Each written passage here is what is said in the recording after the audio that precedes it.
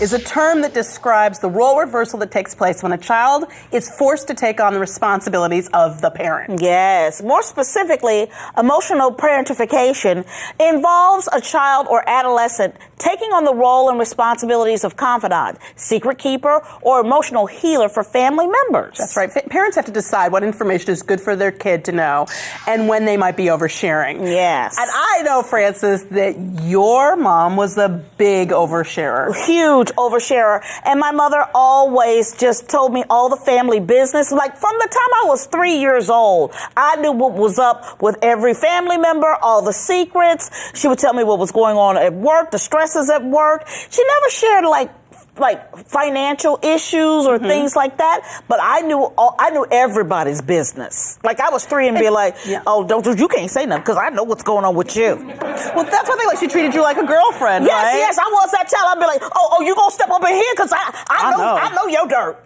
Like that. I was like that. Yeah, I'm gonna play with my Legos right now, but you need to get yourself together. Yes, okay. yes. In your relationship, my mother has told me how you don't show up. And you know what? I'm going to tell you something. It was too much. Yeah. It was an overshare as a parent, all right? But we asked our Frangelistas, is it okay to confide in your children about grown-up topics? 19% said yes. 81% said no. Yeah, and I feel the pain. Oh, my goodness. I think that's the pain of hearing too much.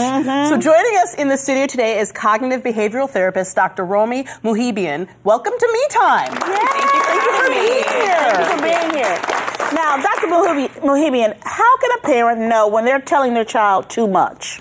I think that a parent should be aware of their emotional level when they're talking to their kid. Right. So if they're speaking from a place of anxiety, if they're speaking from a place of extreme anger and they feel like they're out of control with their emotions, maybe it's time to step back a little bit and zip it with the kids, right? Seek out a family member, seek out a friend, talk to them instead. Right. That explains a lot of moments when my mom would come home from work and I'd just say like, what's for dinner or what's going on? And she'd be like, everything's gonna be great.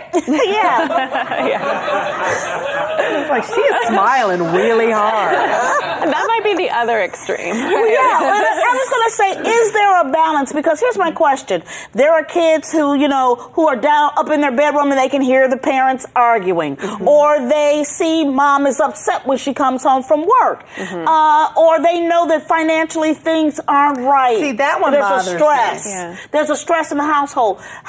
Where do you what's informing kids? Yeah, what's being a family as a team? As a team. Yeah. What's going too far? Yes. That's a really good question because I think either extreme can be negative in its own way. So there's a big difference between saying we can't afford to go out today versus I don't know how we're going to make rent this month. Right. Okay? Yeah, that's solid. So it's okay to inform the child because kids aren't dumb. They know when something's wrong. Right. And what actually research shows is when you pretend like everything's okay, the kid who already knows something is wrong, they have really good imagination. So they start thinking the worst case scenario. Right. So you don't want to do either extreme. Right. But you're not being a bad parent if you inform your child that, hey, you know what, finances aren't great this month. Or if you say, Dad and I are taking a break. It's like, people trying to hide too much from children. Right. Or not share. Exactly. And I think, just like you said, it's okay to say those things. The way you just said it is perfect. It would be a different story if mom's like, well, your dad is a cheating you-know-what. And, that's taking it a little too far. What are some areas that parents absolutely overshare or shouldn't overshare? The general topics for people who need that kind of specific. And you know who you are. Get your pens out. Get your pens out. I got my pen.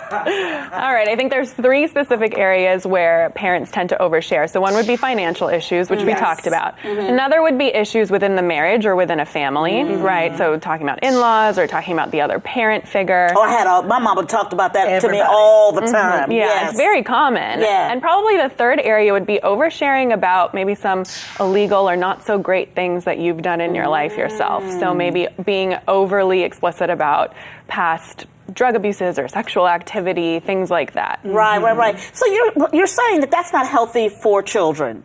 to have that information. And especially young children. I think it's healthy to share on some level to get that trust, but you don't want to overshare thinking, you know, oh, that's going to make me and my kid friends, sorry. Right. Yeah, and that's something that parents usually think if I share, they'll share with me, and oftentimes that's not the case. No, I'm reeling for what you just told me. Yes. Like, I don't want to hear that. Like, It's uncomfortable just thinking about it, right? Well, thank you so much, Dr. Mouhibian. Me Time with Frangela.